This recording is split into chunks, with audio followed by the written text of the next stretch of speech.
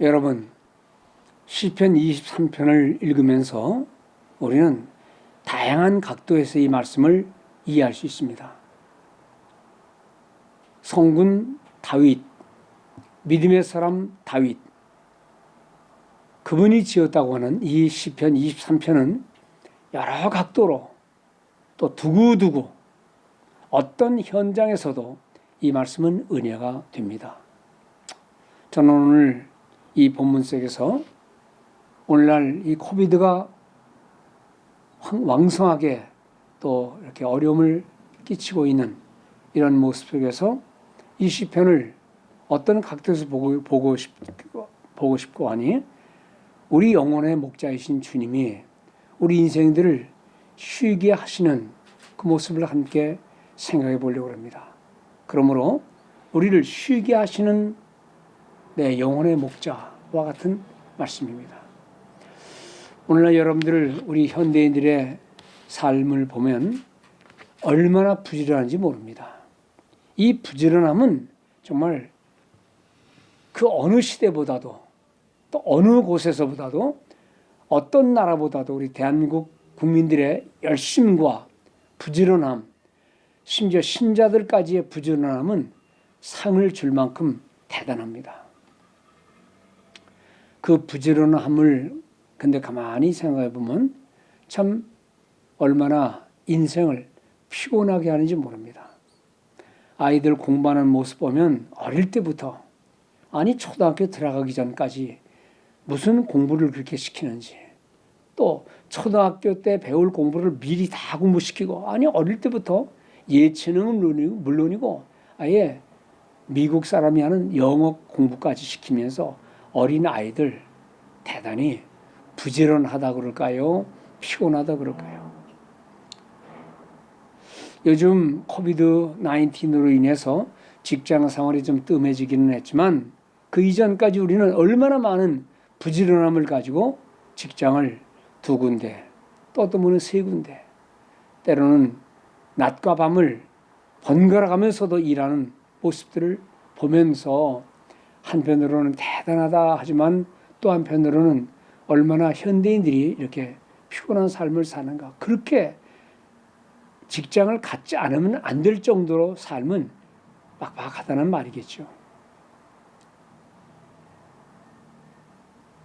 요즘 저는 농사꾼들 많이 이렇게 연락해 보기도 하고 얘기를 하는데 아니 미국에 있는 농사꾼들도 또 한국에 있는 분들도 그렇습니다. 낮에는 직장 생활하고 직장에서 일찍 들어온 다음에 그 다음에 또 농사를 짓는 거예요.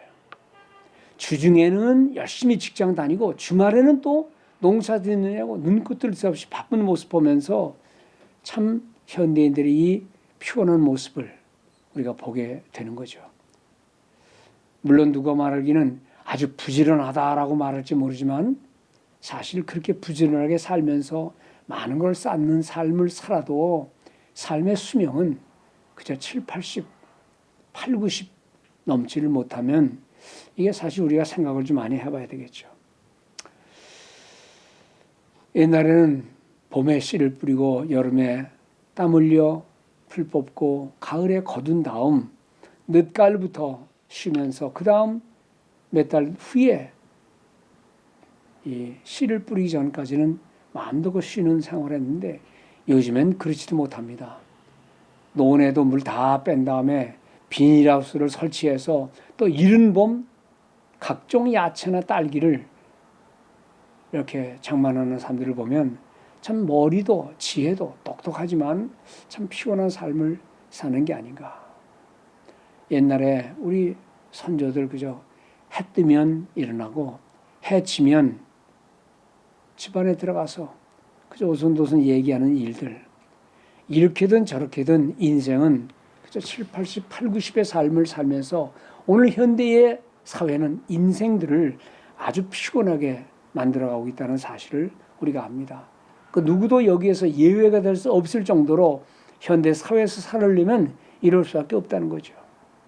사람들은 그렇게 부지런한 사람을 가리켜서 참 성실한 사람이다, 초음을 아껴 쓰는 사람이다 라고 말을 합니다. 근데 그 소리를 듣는 사람의 마음 속에는 아마 이럴지도 모릅니다. 아닙니다. 나는 원래 부지런한 사람이 아닙니다. 나도 쉬고 싶습니다. 사실 세상에 일하기 좋아하는 사람이 어디 있습니까? 오죽하면 일하느냐라고 생각할 수도 있겠지요. 그래서 수십 년 동안 직장 생활하는 분이 은퇴한 이후에 제일 먼저 뭐 했느냐 그러면 매일매일 자기를 깨운 잠용종 얼람 클락을 가지고 나와서 배터리를 뺀 다음 이놈 더 이상 울지 마라 그러면서 그 얼람 클락을 잠용종 시계를 그냥 발로 짓밟았다는 그런 우스갯소리도 나옵니다. 누군들 일하고 싶어서 일합니까? 쉬고 싶을 때가 한두 번입니까? 때로는 속이 상해서 잠에서 일어나기 싫고 그러나 어쩔 수 없이 일어나고 때로는 너무 피곤하여 몸이 말을 듣지 않기 때문에 억지 일어나고 물론 즐거운 마음으로 성실하게 부지런히 일어나는 사람도 있겠지만은 사실 살다 보면 우리는 얼마나 어려운 일을 많이 경험합니까? 그러는 가운데에 저는 성경에 나오는 많은 이야기들 가운데 정말 부지런한 얘기, 아니 의미 있는 얘기를 하라 그러면 제가 지금 이런 말 하고 싶어요. 먼저는 창세기 2장 2절 3절에 있는 말씀, 하나님이 창조 때 하신 말씀, 지금도 우리 인생들이 하시는 말씀, 그 말씀입니다. 창세기 2장 2절 3절에 이렇게 말씀합니다. 하나님이 그가 하시던 일을 일곱째 날에 마치시니 그가 하던 모든 일을 그치고 일곱째 날에 안식하시니라. 그리고 그 다음 절에 이렇게 말씀합니다. 하나님이 그 일곱째 날을 복되게 하사 거룩하셨으니 거룩하게 하셨다. 출애굽기 19장 8절부터 11절에 나오는 말씀도 같습니다. 이거는 십계명에 관한 말씀인데요. 그 십계명을 해설하는 성경 가운데 이렇게 말씀합니다. 안식일을 기억하여 거룩히 지키라. 엿새 동안은 심써 네 모든 일을 행할 것이나 일곱째 날에는 가족이나 종들이나 심지어 가축 아니 그 집에 머물러 있는 객이라 할지라도 아무 일도 하지 말라라고 말씀하고 있습니다. 오늘 부지런하고 시간 없이 일만 하는 우리 현대인들에게 주시는 하나님의 계명의 말씀이죠. 또 한 군데를 은혜로운 곳을 찾아보라 그러면 저는 요한계시록 21장에 나오는 말씀을 한번 소개해드리고 싶습니다. 요한계시록 21장 3절 4절 정말 피곤하고 어렵고 고난의 삶을 살았던 성도들에게 하나님께 주시는 최후의 축복의 말씀입니다.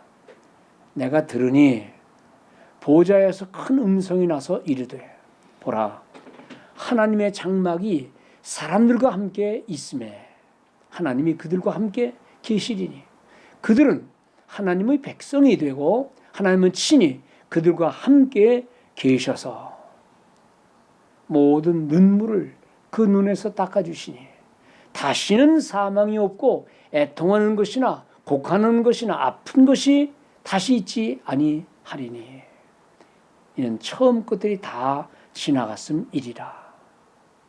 여러분들 수고와 슬픔의 세월을 다 지낸 인생에게 주시는 하나님의 놀라운 영생의 축복의 말씀 바로 그것입니다.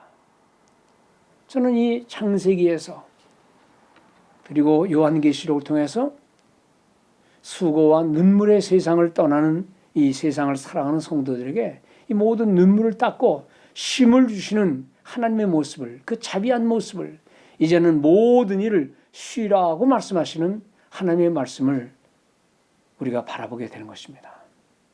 만일 성도에게 쉼을 주시는 이 안식일 지금 오늘 우리가 지키는 주일을 하나님이 허락하지 아니하셨다면 오늘날 세상 사람들은 어떻게 할 것인가? 심지어 예수 믿는 사람들도 부지런하다는 이름 하에 얼마나 피곤하게 살 것인가? 성도에게 주어진 안식의 날, 주님의 날을 단순한 계명으로만 생각하지 않고 이것은 인생을 사랑하시는 하나님의 사랑의 말씀, 위로의 말씀이라고 생각하시면 좋을 것입니다. 제가 만난 어느 안식교인이 저에게 그런 고백을 하더라고요. 다른 교파와 달리 안식교에서는 안식일을 그렇게 엄격히 지키잖아요. 그래서 자신도 엄격하게 철저하게 지켰는데 성경을 깊이 깨닫다 보니까 그것은 계명이라기보다는 차라리 인생들을 복주시는 하나님의 위로의 말씀이요 인생들을 행복하게 하기 위한 하나님의 권면이고 사랑의 말씀이라는 사실을 뒤늦게 깨닫고 그 계명을 주신 그 사랑을 주신 하나님 앞에 감사했다 그런 말씀입니다. 여러분들 인간이 쉼 없이 일만 계속 한다면 아니 학생들이 공부할 때 쉬는 시간 없이 계속 공부한다면 몇 시간을 하겠죠? 일꾼들이 1시간 일하고 나서는 10분, 15분 쉰다 할 때 그 쉼이 주는 의미가 얼마나 좋습니까? 아무리 예배가 좋고 뜻깊다 하지만 쉬지 않고 예배를 드리고 쉬지 않고 찬송하고 쉬지 않고 기도를 드린다면 사람 몸이 어떻게 되겠습니까? 좀 지나가는 얘기지만 제가 1970년 말쯤에 제가 처음 유학생활을 할 때입니다. 제가 차가 이제 좀 너무 낡은 차를 타고 몇 년 다니다가 이제 그것이 번아웃 됐습니다. 완전히 그러기 상태로 폐차를 했습니다. 또 차를 사야 되긴 하는데 돈은 별로 없고 그래서 차를 사려고 그랬는데 그래서 이리저리 신문기사를 보니까 어떤 차가 그저 2-3천 불이라고 그래요. 그래서 웬일인가 하고 딱 보니까 아니 몇 년 안 된 캐딜락이라는 좋은 차인데 이게 2-3천 불에 판다는 거예요. 아니 몇 년 되지도 않았는데 어떻게 그 비싼 캐딜락을 2-3천 불에 살 수 있나? 그래서 차를 타고 달려갔습니다. 차량은 아주 멀쩡한 차입니다. 6-7년밖에 안 된 차인데 그런데 문제는 뭐냐고는 마일리지가 문제입니다. 마일리지가 그때 제 기억나는 것은 한 40만 내지 50만 마일을 뛴 거예요. 뭐 자동차를 저는 잘 모르지만은 자동차 하시는 분들은 40-50만 마일 뛴 차는 이제 폐차 직전이죠. 아무리 캐딜릭이면 뭐합니까? 그래서 어떻게 몇 년 되지 않은 차인데 이렇게 40-50만 마일을 뛰었느냐 물어보니 그 딜러에서 하는 말이 이 차는 원래 세일즈맨이 타던 차랍니다. 그죠? 미국 온 전국을 계속 쉬지 않고 다닌 차이기 때문에 겉은 멀쩡하니 살려면 살아. 알아보니까 1년이 지나가도 아무도 그 차를 산 사람이 없어요. 여러분 아무리 좋은 차도 쉬지 않고 몇 년 안으로 수십만 마일을 뛰었다면 누가 그것을 사겠습니까? 인간이 아무리 건강해도 세월이 아무리 급하다 할지라도 쉼 없는 인생의 모습 금방 쓰러지는 거죠. 제가 70년대 말 그때도 역시 처음 유학 생활할 때 제가 미국 오하이오주에서 공부를 했습니다. 얼마나 땅이 넓은지 대한민국보다 훨씬 더 넓은 땅이 다 평야입니다. 산 하나 없습니다. 그래서 자전거를 타고 그 넓은 평야에 잘 닦인 길을 쭉 가서 거기 있는 보리니 또는 옥수수니 콩이니 수없이 펼쳐진 그 땅을 보면서 얼마나 부러웠는지 모릅니다. 근데 한참 가다 보니까 땅이 그냥 갈려만 있고 아무것도 심지 않았어요. 그 넓은 땅을 그 당시만 해도 대한민국은 땅이 좁아서 바다를 간척 사업해가지고 땅을 만들 때가 아니었습니까? 그래서 같이 가던 친구한테 여기는 왜 농사를 이 넓은 땅을 농사 안 짓느냐 그랬더니 그 친구 하는 말이 올해 여기가 안식년에 해당되는 땅일 것이다 그럽니다. 안식년에 해당되는 땅이기 때문에 6년 동안 시컷 갈아먹고 7년째 되는 해에는 땅을 묵어둔다는 겁니다. 제가 성경에서 그런 말씀을 읽었지요. 출애굽기 23장 10절 이후에 보면 사람만 안식하는 게 아니라 땅도 안식을 하라 이 말씀을 주는 겁니다. 출애굽기 23장 10절에 보면은요, 너는 6해 동안은 너의 땅에 파종하여 그 땅의 소산을 거두고 7째 해에는 갈지 말고 묵혀두어서 내 백성의 가난한 사람들이 거기서 나오는 거 먹으면 먹게 하라. 여러분들 7째 해에는 땅을 갈지 말라, 농사 짓지 말라 이겁니다. 그냥 묵혀두라는 겁니다. 7째 날에는. 그리고 또 하신 말씀이 내 포도원도 감람원도 그리할지라. 즉 포도나무 있는 곳이나 또 감람나무 있는 곳에도 거기는 그 열매를 따지 말고 또 묵혀두어라 이 말씀입니다. 창조주 하나님께서는 안식을 허락하였어요. 7째 날에는 인생을 향한 하나님의 사랑으로 7째 날에는 쉬어라. 땅도 안식을 허락했다 이 말입니다. 이것이 비록 우리가 볼 때는 10가지 계명 중에 속하여 반드시 해야 된다라고 하는 명령이긴 하지만 사실 그것은 명령이라보다는 창조 세계에 있는 모든 피조물들, 인생들과 생물들과 심지어 땅까지도 하나님이 긍휼을 베푸시는 하나님의 사랑이라 이 말씀입니다. 일거리 없다고 걱정하십니까?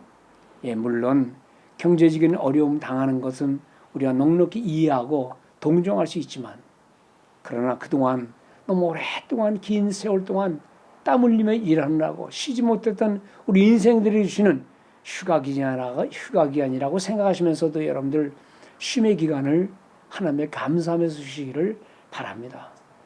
쉼 없는 일거리 속에서 진정한 쉼은 왜 있어야 하느냐? 성도가 세상에서 살아가면서 얻어야 하는 진정한 쉼은 무엇이며 그 진정한 쉼이란 어떻게 우리가 지내야 될 것인가? 성도는 어떻게 이 쉼을 얻을 수 있는가를 생각해 보면서 여러분들 우리가 오늘 본문에 있는 말씀, 여호와는 나의 목자이시니 내게는 부족한 것 없습니다 라는 이 신앙인의 고백을 바로 여러분들의 고백으로 소유하는 성도들 되시기를 주님의 이름으로 축원을 드립니다. 믿음 안에서 모든 것을 깨닫는 자의 평안한 마음의 안식을 말씀하는 겁니다. 오늘 본문에 있는 대로 여호와는 나의 목자, 그러므로 내게는 부족한 것 없습니다라는 고백입니다. 여러분들, 내게는 부족한 게 없습니다. 그것은요, 하나님 안에서 내가 모든 것을 소유하고 있습니다라는 말보다는 하나님, 여호와보다는, 우리 하나님보다는 더 귀한 것은 없습니다. 그분만이 전부입니다라는 신앙의 고백이 되겠죠. 요즘 많은 현대인들이 원망과 불평을 합니다. 일자리를 놓쳤기 때문에 자녀적인 어려움으로 인하여 많은 어려움을 당하는 것은 사실입니다. 요즘 우리 가정에서 아이들이 이것저것 뭘 공책도 사달라, 장난감도 사달라, 뭐 먹을 것도 사달라 그러는 아이에게 이리 오너라, 그리고 돈 몇 푼 주면 아이들은 뭐 이것저것 얘기 필요 없습니다. 돈 하나만 있으면 아이들은 만족합니다. 사실 우리 성도들의 삶에서도 필요한 건 많이 있겠지만 우리 하나님 안에서 하나님 이것도 은혜입니다라는 은혜가 승리되면, 은혜가 돋보아지면 우리는 모든 삶을 원망 불평 대신 감사의 삶을 살 수 있다고 저는 생각합니다. 얼마나 많은 사람들이 예수 그리스도는 내 인생의 주님입니다, 최고입니다 라고 말은 하지만 그럼에도 불구하고 믿음으로 우리의 삶을 만족스럽게 감사하며 살지 못하는 일들이 얼마나 많은가. 한번 이런 팬데믹 시대에 우리 자신들을 돌아보는 성도들 되시기 바랍니다. 이 본문에서 가장 중요한 것은요, 양과 목자의 관계겠지요. 신뢰와 의존과 사랑과 감사의 관계. 양에게는 목자가 있음이 생명이요, 그것이 그 자체로 은혜입니다. 오늘 이런 어려운 질병이 난무하는 시대에 여러 가지 어렵고 또 힘든 세상에서 이런 고백이 나오는 것이 쉽지는 않겠습니다. 요즘처럼 어려운 시대에 나는 부족한 게 없습니다, 그 말이 나오겠습니까? 그러나 없는 것 속에서도 내게 있는 것이 많습니다라는 이 긍정의 고백이 얼마나 좋은지, 그리고 지금까지는 좀 자신을 높인 채 살았다면 좀 낮은 위치에 사는 인간의 마음이라면 얼마나 감사할까요? 사도 바울은 디모데전서 6장에서 말합니다. 지족하는 또는 자족하는 마음이 있으면, 여기 지족이라는 것은 족한 줄을 안다, 자족이라면 스스로 만족한다 이 말 아닙니까? 지족하는 마음이 있으면 경건에 큰 유익이 있느니라, 믿음 생활하는 데에 도움이 된다 이 말씀입니다. 또 사도 바울이 그러죠. 6장에서 디모데전서에서 우리가 세상에 아무것도 가지고 온 것이 없음에 또한 아무것도 가지고 가지 못하리니 우리가 먹을 것과 입을 것이 있은즉 족한 줄로 알 것이니라. 고난의 사람 욥의 고백이 있지요. 그 많은 부요를 가졌다가 한순간에 모든 걸 다 잃게 된 욥이 고백하는 말씀은 우리 오늘 현대인들에게도 아마 좋은 본보게 될 줄 압니다. 욥이 욥기서 1장에서 말합니다. 21절입니다.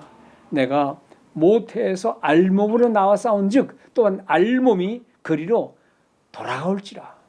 주신 이도 여호와시오 거두신 이도 여호와시오니 여호와의 이름이 찬송을 받을지니라. 성도 여러분, 정말 우리 인생들에게 꼭 필요한 것은 무엇일까요? 사실 우리는 꼭 반드시 필요하지도 않아도 될 그런 것들로 가득한 우리의 인생이 아닌지, 정말 주님 안에서 만족하고 주님 한 분만으로 만족한다는 그런 믿음의 고백, 그것이 어디로 가고 있는지, 별로 중요하지도 않은 그 모든 일들을 위해서, 그 많은 것들을 위해서 우리는 많은 시간을 소비하고 있지는 않는지 뒤돌아보는 성도들 되시기 바랍니다. 꼭 필요한 거 아닌데도 그것들을 위해서 너무나 바쁘게 소중한 시간들을 소비하는 것은 아닌가 하는 말입니다. 이미 행복의 조건들을 넉넉히 우리가 갖추고 있는데 그럼에도 불구하고 만족함이 없이 욕심을 부리는 것은 아닌가라는 생각을 해보는 겁니다. 또 한 가지는 말씀 안에서 위로와 함께 감사의 생활로 우리의 삶을 이어가자는 말입니다. 2절에 보면 목자는 양들을 어디로 이끄느냐 그러면 푸른 풀밭으로 쉴만한 물가로 인도한다고 말씀했습니다. 파랗게 자란 풀밭, 흐르는 생수의 물가, 이것들은 양들에게는 최고의 생명의 양식입니다. 누구 때문에요? 자기들을 인도하는, 안내하는 목자로 인하여 생기는 겁니다. 우리가 없다, 또 부족하다라고 말만 할 게 아니라 사실은 성도에게는 하나님께서 내시는 생명의 양식, 말씀으로 배불림을 얻는 그런 성도들이 되어야 될 것입니다. 성도가 말씀을 깨달아가면서 얻는 위로란 얼마나 소중합니까? 그 위로는 내 생각을 따라 사는 게 아닙니다. 내 생각을 따라서 편리하게 만들어내는 것도 아닙니다. 내가 뭔가 성취한 걸 가지고, 내가 성공한 걸 가지고, 내가 번 것 가지고 하나님 앞에 감사하는 게 아니라 하나님이 나의 목자이시니, 영원한 내 목자이시니 말씀과 함께 하나님을 가까이 하는 믿음 안에서 갖는 진정한 위로를 받는 우리 성도들 되시기 바랍니다. 성도님들이 이 땅에서 말씀을 받아가면서 감사의 삶을 산다는 것 자체가 얼마나 감사입니까? 이 믿음을 가진 우리 성도님들에게는 얼마나 많은 감사의 제목이 있습니까? 그러므로 성도 여러분, 이 어려운 팬데믹의 시대, 또 익숙하지 않은 낯선 상황일지라도 이 말씀 안에서 하나님을 나의 목자, 때로 나를 푸른 초장으로 쉴만한 물가로 인도하시는 말씀으로 먹이시는 하나님 앞에 감사하면서 살아가는 성도들 되시기 바랍니다. 마지막 한 가지 더 말씀드리고 싶은 것은 성도의 진정한 안식은 영원한 안식의 소망에서 나오는 겁니다. 성도는 바로 여기에서 진정한 위로를 받게 된다는 겁니다. 사실 이 지상에서의 위로는 뒤로 계속해서 다가오는 또 다른 괴로움이 연결되어 있을 수밖에 없는 거죠. 마치 파도에 밀려오는 파도처럼, 물가에서 저 바다에서 밀려오는 파도처럼 하나 끝나면 또 하나 들어오고 계속 들어오는 겁니다. 이 모든 괴로운 파도는 언제 그치느냐? 이 지상의 삶을 마감했을 때에야만 우리는 거기서 영원한 안식을 얻게 된다는 겁니다. 우리가 이 세상에서 물질로, 성공으로 또는 힘으로 얻는 위로는 잠시의 위로는 될지언정 영원한 위로는 되지 못한다는 것입니다. 사실 우리가 살아가는 이 세상 자체가 힘든 세상 아닙니까? 이 짐을 언제 벗느냐? 여러분들, 우리가 이 땅에 살면서 자식을 둔 부모가, 차를 타고 다니는 우리 인생들이, 직장 생활하는 우리 인생들이, 이 세상에서 이런저런 모든 많은 일을 벌여놓은 우리 인생들에게 진정한 쉼이 있겠습니까? 잠깐 동안의 평안과 잠시 동안의 쉼은 있을지는 모르지만 밀려오는 파도처럼 인생은 진정한 쉼을 얻지를 못하는 겁니다. 바로 여기에서 믿는 자들에게 올 수 있는, 믿는 자들에게 주시는, 성도에게 주시는 천국의 영원한 소망, 이것이 진정한 위안이 된다, 이 말씀입니다. 요즘 우리 성도님들이 아침 경건의 시간, 며칠 전 요한계시록 14장을 공부했을 겁니다. 요한계시록 14장 13절에 보면 이제 천국을 향한 성도들이 주시는 말씀 가운데 14장 13절에 이렇게 말씀합니다. 또 내가 들으니 하늘에서 음성이 나서 이르되 기록하라. 지금 이후로 주 안에서 죽는 자들이 복이 있도다 하시매. 성령이 이르시되 그러하다. Yes. 그들이 수고를 그치고 쉬리니. 그들이 수고를 그치고 쉬리니 이는 그들이 행한 일이 따름이라 하시더라. 성도 여러분, 진정한 성도의 소망은 무엇인가니, 진정한 휴식은 무엇인가니, 이 세상에서 안식일을, 주일을 지키면서 하나님 앞에 말씀의 은혜를 받는 것과 이 세상을 떠났을 때 영원한 하나님의 나라에 가는 것 외에 어떤 것이 진정한 쉼이 되겠느냐 하는 것입니다. 어느 가정의 얘기를 제가 들은 적이 있습니다. 가정에서는 어머님이 참 믿음을 잘 지키셨습니다. 자녀들을 믿음으로 아주 올곧게 잘 키웠습니다. 그리고 훌륭한 자녀들이 되었습니다. 이제 어머니는 나이가 들어서 세상을 떠나게 되었습니다. 훌륭하게 잘 자란 자식들을 남겨놓고 세상을 떠나시니까 이제 그 자녀들이 여기저기 부고장을 돌렸습니다. 제법 지체도 있는 사람들이기 때문에 사회 각계각층에서 얼마나 많은 조화들이 즐비하게 그 장례식장에 왔는지 모릅니다. 근데 막상 장례식이 열리는 날 어머님 시신 옆에 그 화려한 조화들이 하나도 보이지 않고 조그마한 장미꽃들, 조그마한 꽃들이 그 시신 옆에 쫙 놓였다는 거예요. 근데 보니까 저 뒤에 뭐 정치인들, 아주 제법 잘 나가는 사람들의 이름이 적힌 화환이 저 뒤에 그냥 한쪽으로 몰려 있는 거예요. 그 왜 이렇게 저렇게 했느냐? 저걸 앞에 세워야지.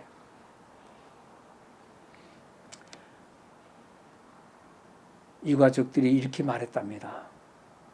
어머님께서 돌아가시기 전에 특별히 부탁을 하셨습니다. 뭐라고 말씀하시는 거니?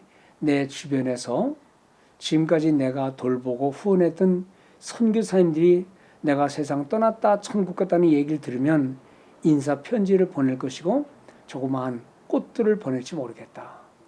그것이 아무리 비록 작고 초라해도 그것들을 내 맨 앞에 내 시신 옆에 놓도록 해라라고 특별히 부탁을 하셨기에 다른 거 다 치우고 멀리 외지에서 어렵게 선교하는 선교사님들이 보낸 작은 조화, 꽃송이, 메모지를 옆에 놓았다 이겁니다. 살아계실 때의 어머님이 수없이 도우신 선교사님들, 어머니의 유언을 따라 그 선교사님들이 보낸 조그마한 쪽지들이 있는데 그 쪽지에 보니까 작은 글씨로 쓰여진 글씨 속에 권사님 그동안 수고 많이 하셨습니다. 평안히 쉬세요. 또 쭉 집으니까 권사님 하나님 나라에서 다시 뵐게요. 또 어떤 편지는 너무 많은 사랑을 그동안 받았습니다. 영원한 평안한 안식으로 계십시오. 라는 등등의 글귀가 있었다는 겁니다. 권사님이 아무리 훌륭한 자녀들을 많이 두었던 늘 권사님이 이 땅에서의 그 모든 일은 다 수고와 눈물과 땀이었습니다. 그리고 이 땅에서의 수고는 끝이 없는 거지요. 그런데 하나님께서는 그 모든 인생들을 이제 쉬게 하시고 쉬게 하시되 비록 악을 행한 사람들에게는 악행을 멈추게 하시고 심판을 받게 하십니다. 또 착한 일을 많이 하신 분들에게는 수고를 그치고 이제는 쉬게 하게 하시고 그 다음에 상을 받게 하신다는 것입니다. 그러므로 성도에게는 죽음이란 또 하나의 축복이라고 믿는 것입니다. 왜냐하면 그 행한 일에 대한 하나님의 위로와 보상이 있을 것을 믿기 때문입니다. 성도 여러분, 여호와는 나의 목자, 내게는 부족함이 없으리로다. 이 고백이 지금처럼 어려운 시대를 살아가는, 이 혼미한 시대를 살아가는, 종말의 시대를 살아가는, 쉼 없이 쉼을 모르고 정신없이 살아가는 모든 성도들에게 하나님이 왜 쉬라고 하셨는가? 어떻게 쉴 것인가? 진정한 쉼은 무엇인가를 생각하면서 우리의 남은 세월을 믿음 따라 쉬어가면서 하나님을 예배하고 섬기며 살아가는 우리 모든 성도 되시기를 주님의 이름으로 축원을 드립니다.